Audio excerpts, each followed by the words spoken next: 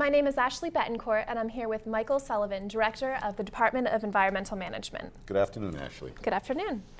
Today you gave a lecture for the Clean Water Conference at URI. Can you tell me about the subject?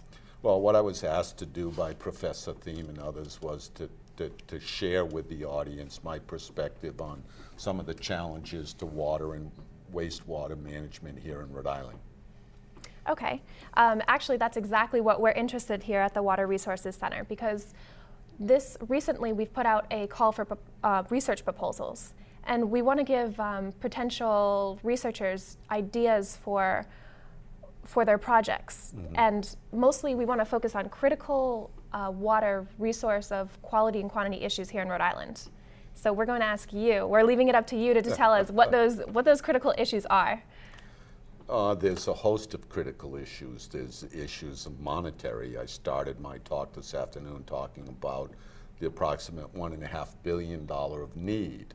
And so there are plenty of need for expertise, say from the College of Business, to talk about how might you structure rates and capital investments so that they become self-sustaining investments. We are in the area of the oldest, most eroded systems in the country. Mm-hmm. From an engineering perspective, there are efficiency questions, throughput of water through a treatment plant.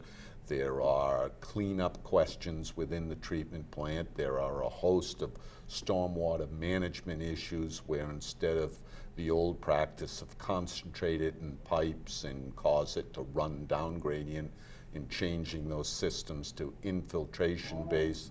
There's a host of questions on how to do that. And then within my own area of expertise, there's a lot of involvement in plant communities and soil communities on cleaning the water of contaminants. Mm-hmm. So I can't think of too many disciplines on campus that couldn't benefit from some investment from the fund. And yet most of our proposals are from the Department of Chemistry, obviously the Civil Engineering Department, Environmental, and we have some biology professors, I believe, that have proposed in the past. And mm-hmm. you yourself were once funded by the Water Resources Center, correct? Right. Under Dr. Poon a number of years ago, he and I collaborated on some work where my interest has been in vegetation role in cleanup of water supplies. And Dr. Poon and I had a little project, and he paid for a couple of undergraduate summer interns mm-hmm. to work with me in that effort.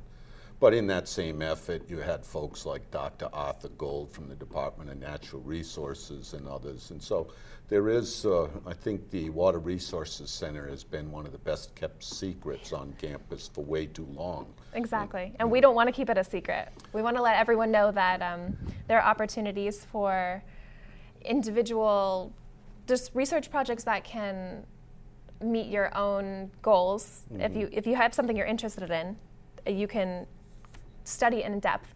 And also it's a real opportunity for undergraduate and graduate students to participate in the research.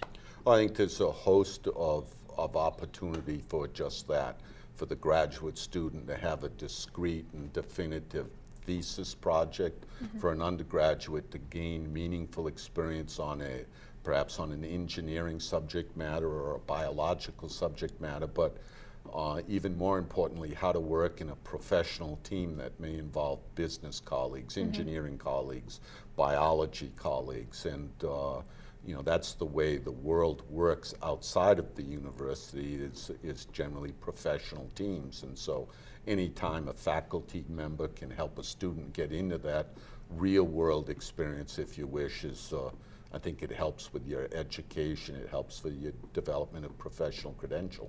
Agreed. Well, that's good we agree. Yeah, it is. So can you tell me about some of the things that DEM is working on right now? Just any projects to do with water quality? I know there's in Providence, they're replacing the combined stormwater system. Well, we've had. Is it finished? No, phase one is finished. How many phases are there together? On paper, there are 3 phases. Okay. And I would speculate and say that phase 2 would likely be built. Phase 3 may be a question. Phase 1, which is hundreds of millions of gallons of water capacity, is serving primarily customers of the Narragansett Bay Commission, and is already showing a very positive impact in wet weather storm systems. And we've been able to close the bay to shellfishing fewer times and for shorter durations because of microbial contamination. And so it's from a bay health perspective already showing positive impacts. Probably the next biggest thing for us at DEM and us for the state is stormwater, the new Phase 2 stormwater management plans. The Department of Environmental Management, working with the Department of Transportation, is going to need a lot of innovative thinking, that may come more from younger people who are less constrained with that's not the way we did it. And there's a host of projects there that could have value across the landscape. Salt-tolerant grasses from road salt and winter protection programs, infiltration basin efficiencies, pavement qualities and types. We could probably sit here and come up with a list of 20 or 30 things between you and I if we weren't on camera. Yeah. So you're suggesting that we need a lot of communication between disciplines. And you think that in the real world it happens more than actually at URI? Well, it happens. You would think it would be easier because we're so close together, the different experts. In theory, a student like yourself may go from a civil engineering class to a mathematics or a statistics to a chemistry class, but some of my colleagues may go to Woodward Hall and rarely go to Quinn Hall or somewhere else. They work in their own little world, and it's really students that cause us to interact. And so interdisciplinary projects are easier to talk about than it is to get faculty involved in. And in the world outside of academia, you have a problem. We're looking at a problem. The voters this week approved purchase of several properties in state, one of them called Rocky Point, the old park. Well, there's a landfill cleanup issue there. There's a stormwater management issue. There's accessibility issues. There's 40 acres or so of paving and rooftops. And how do you transform that to a vibrant park where you no longer degrade the water quality of the bay nearby? While not a transportation center issue, is really a water resource issue. And some of the studies that might occur there could be of great value on road construction. We're going to build $200 million worth of roads and bridges next year, but we're not spending more than about $50 on stormwater management associated with those same roads.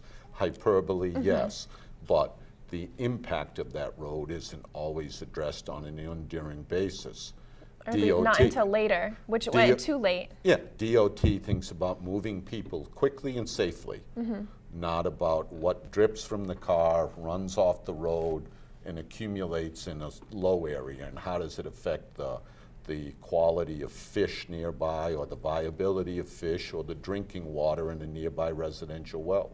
I believe that Dr. Boving is actually currently being funded for a stormwater collection system, some sort of analysis of stormwater on URI property, actually. Yeah, he's, I think, in charge of the work tracking the parking lot built down by the Ryan Center, which is a permeable surface. Pavement, yes. And I would be interested in hearing some of his results. I've read some of his annual reports, and that's one low-impact design kind of project that we need more information on. And possibly could be implemented in the future, and it could just come as an expected when we are considering laying down more roadways, that we are actually thinking about the stormwater treatment. Well, it's not just roadways. City of Providence last year decided that on one street, Wickenden Street, that they should no longer allow on-street parking. What was their reasoning? It was because it's part of the older city. The roads are relatively narrow, and with parking on the road, the street became even more of a challenge to plow snow or to have safe passage.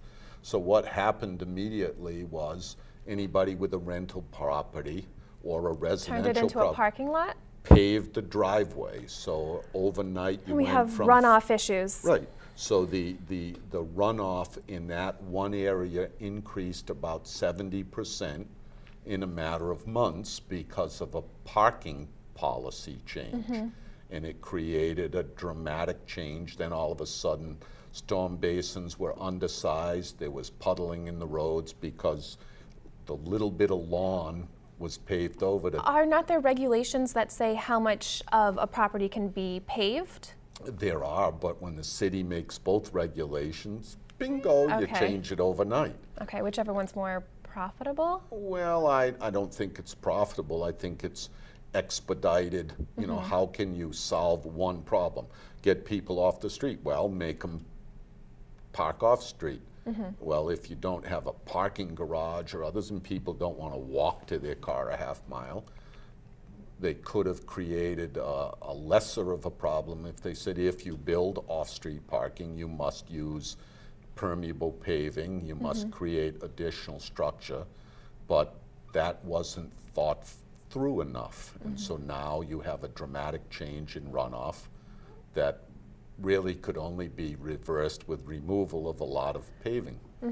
But it seems as though we can't actually face those issues, come up with answers until we're faced with those issues. Well, that's why you need, you know, a planning expertise. You need to think about it, you know, in a system basis. You know, water falls from the sky, it hits a tree, it hits pavement, it hits a roof. And while some would chuckle and say it's a simple way of looking at things, you have to reduce it to, the, you know, gravity is a real phenomenon. Yeah, the things we overlook. And it's, you know, for every acre of paving, a 1-inch rain event generates 27,000 gallons of water. And it moves in response to gravity. It's not rocket science. And, you know, when you pave 200 driveways and create 3 acres of paving, that's a lot of water moving downhill. Yes, it is. Are there, besides for Providence, what are some of our other problem areas in Rhode Island, and why? Are there contamination issues? Is it near the shoreline? Like our rivers? I know there's a stormwater monitoring. It's been increased lately.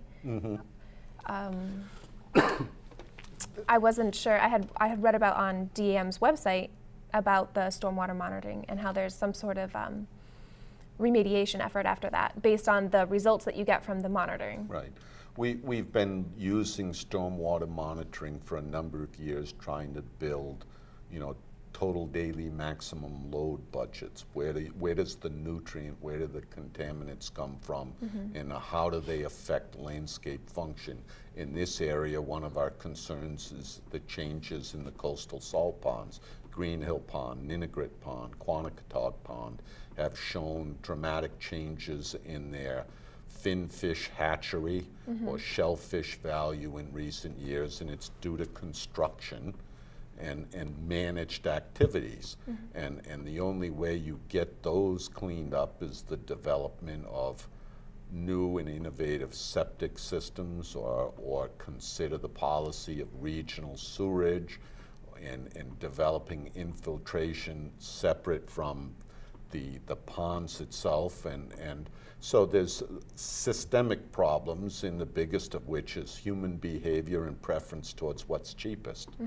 And long term, it makes no sense to allow, you know, 100 homes to be built with conventional septic management systems and then spend $2 million a year monitoring shellfish because there's microbial contamination. You know, we know that nutrients and microbial contaminants flow through the water column.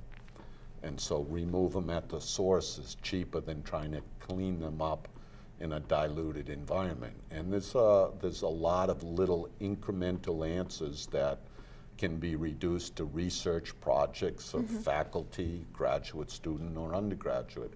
Frequently, the value of an undergraduate education is seeing some of these things put into practice, but the value of undergraduate interns and summer is you get a lot of effort, a lot of enthusiasm for modest investment. And so there's many things that I think could be done between the regulatory community and the educational community.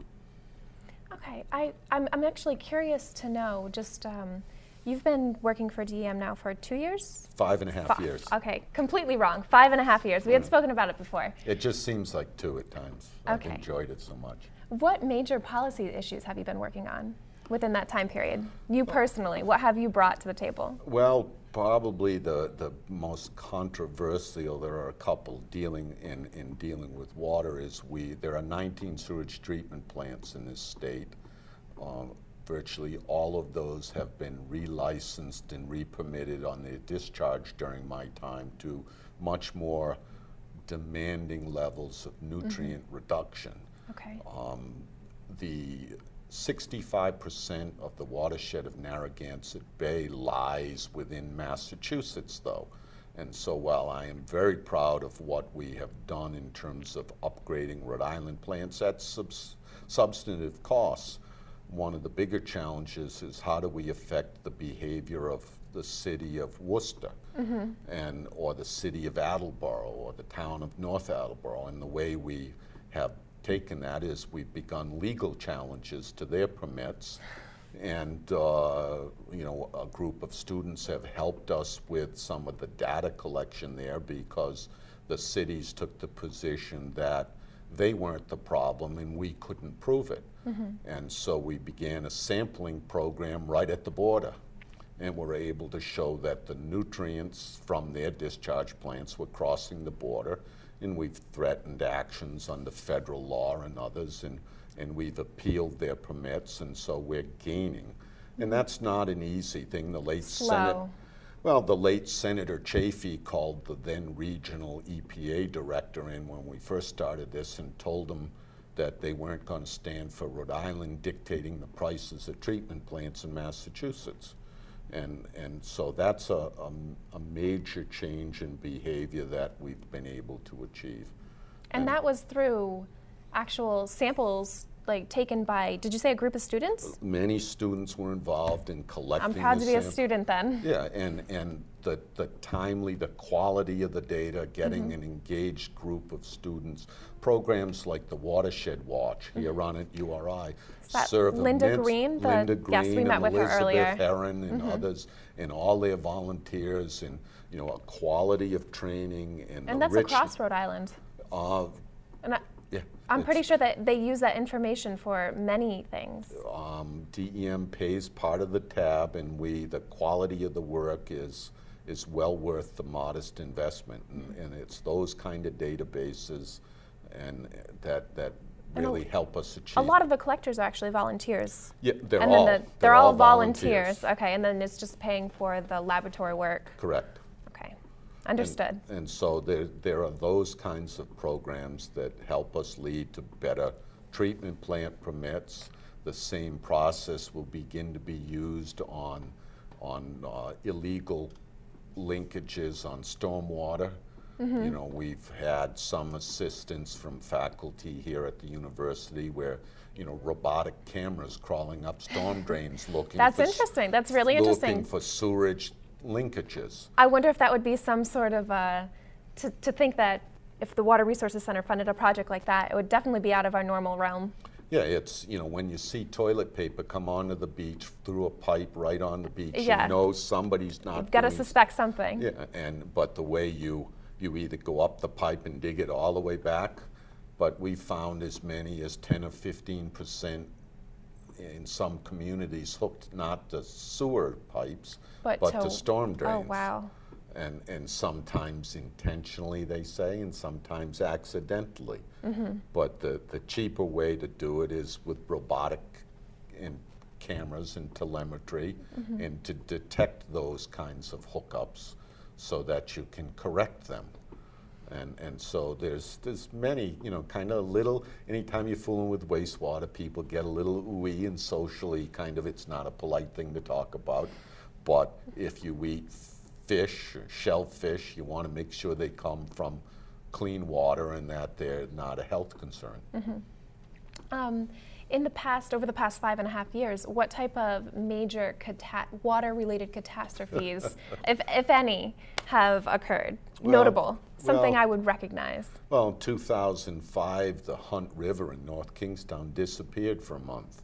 Really? Yeah, and so under the Federal Clean Water Act or under Rhode Island water supply law, it was an egregious violation, and you had the Hunt Anaquatuxet Petasquamsket, the basin, has the capacity to provide on an average year about 4 million gallons of water a day to users.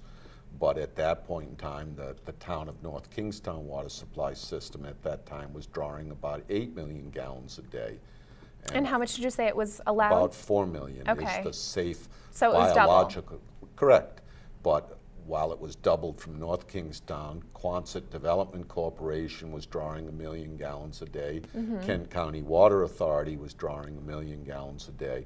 And so there are a lot of educational needs as well as to what, constitutes a healthy environment, what constitutes, a functioning ecosystem. When you dry the river up, the fish all die. Yeah, that's one of those givens. And so can it recover? Yes, but it becomes an inordinate expense. And frankly, just again, simply under federal law, it was an illegal occurrence. And so that was a catastrophe in my view. Yes, it was. In my view also. Yeah. So is there anything of interest that you feel, being in your position, you can let me know about water resources? Well, I would urge the leadership and yourself and others of the Water Resource Center to sit down with Dr. Ames Colt, who is the chair of an entity called the Bays, Rivers, and Watersheds Coordination Team.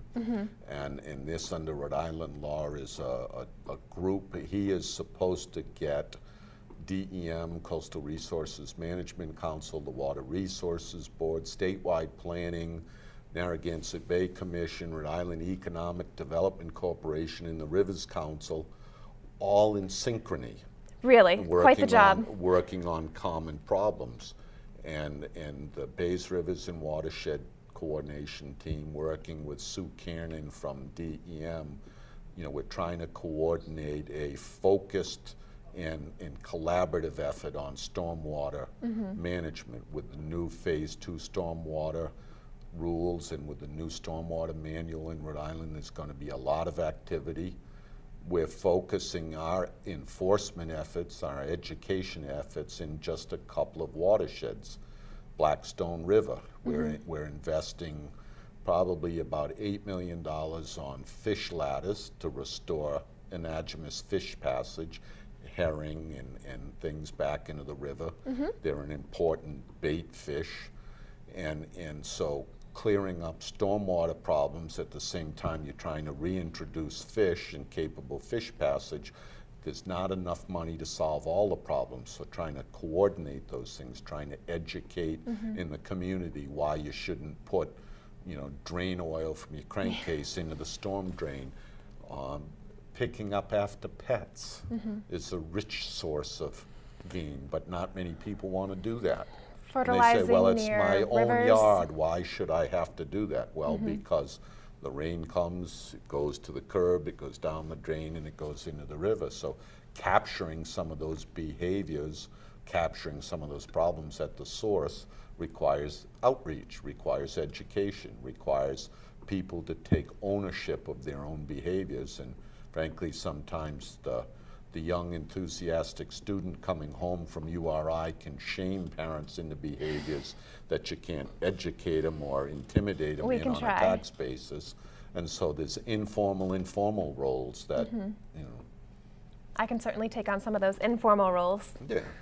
Yes. So, washing your car on the lawn rather than in the driveway. Little simple changes. I had never thought of that one. Yeah. And that's for infiltration reasons, just so that we don't have as much runoff. You wash your car with soap and water. Then the soap and water goes down the street, down the drain. But do we want that in our soil? The soil, in a healthy soil, the microbial community will use many of those soap products as energy sources. This is your area of expertise, so I'll trust you.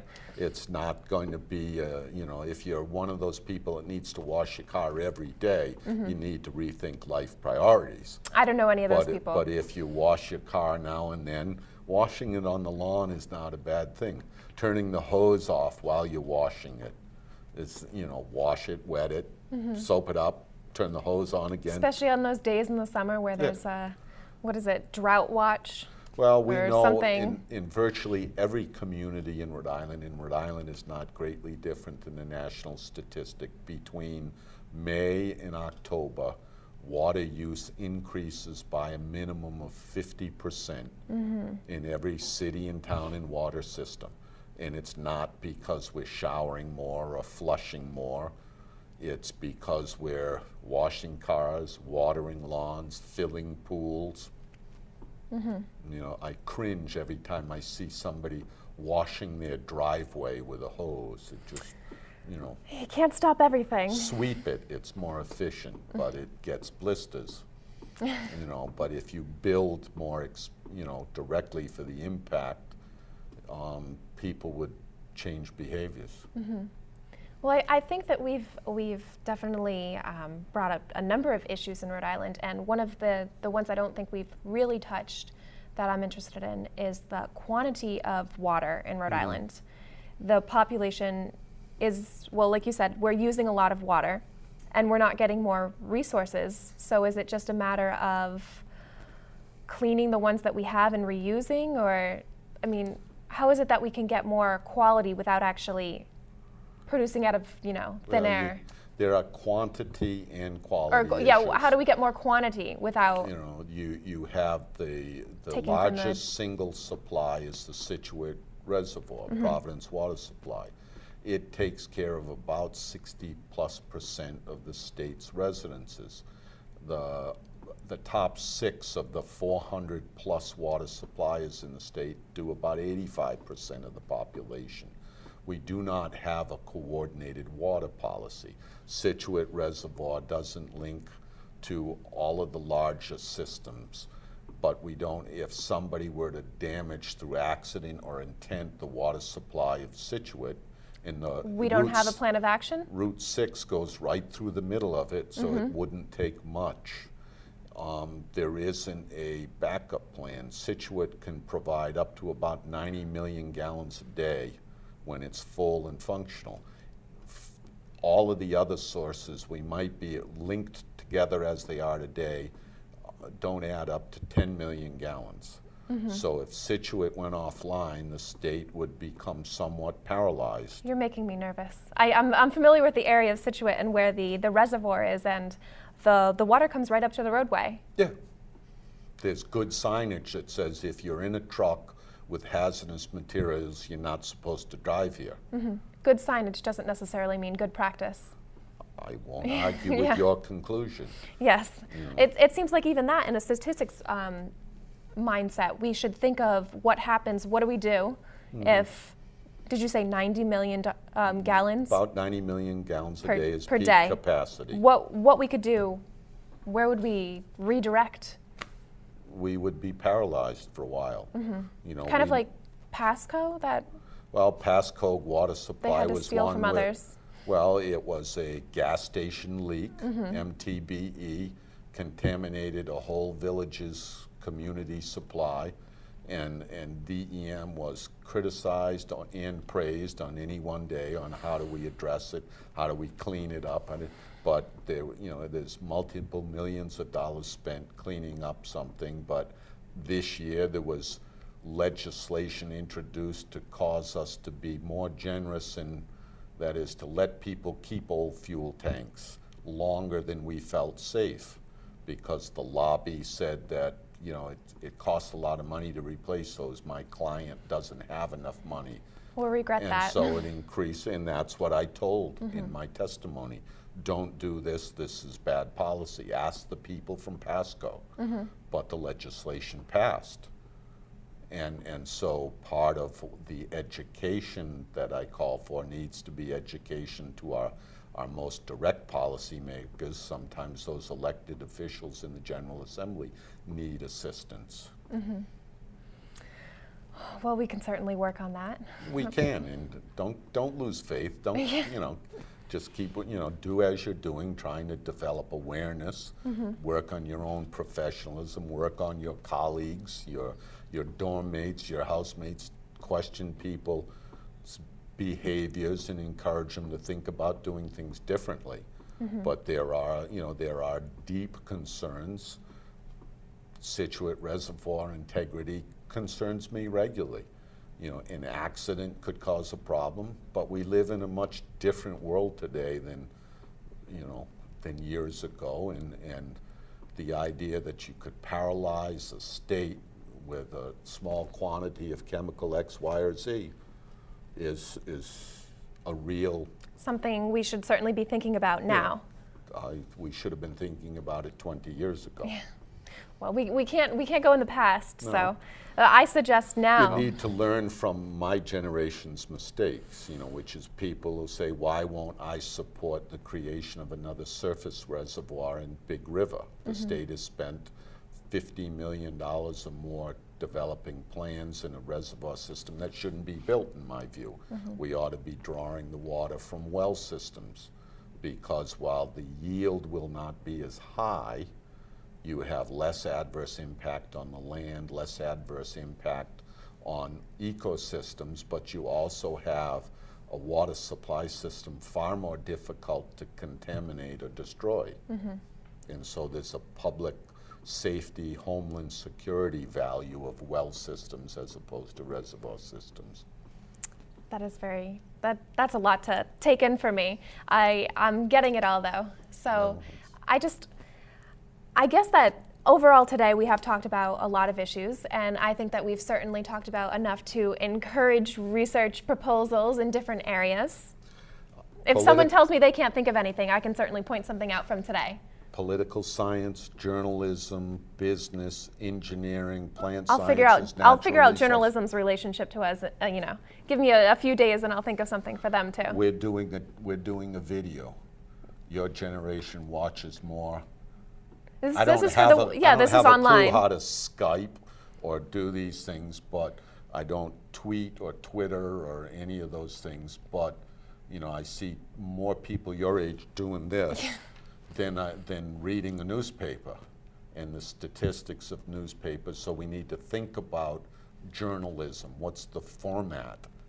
It's not a newspaper, it's not always video, but it's your generation will get its information different than mine has. This is our newsletter of awareness. Yeah. Water resources awareness right here. Yeah. This is it for my generation.